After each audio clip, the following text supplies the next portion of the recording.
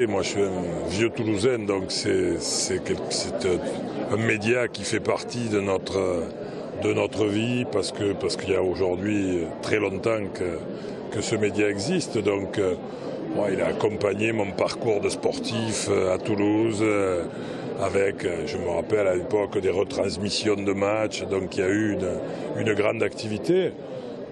Quoi qu'il arrive, la disparition d'un média est toujours une mauvaise nouvelle parce que je crois que chaque fois qu'on ferme la capacité à informer, eh bien, on réduit peut-être d'une certaine façon le rayonnement qu'on doit avoir sur le plus grand nombre. C'est forcément l'information de proximité, c'est-à-dire d'une certaine façon la capacité.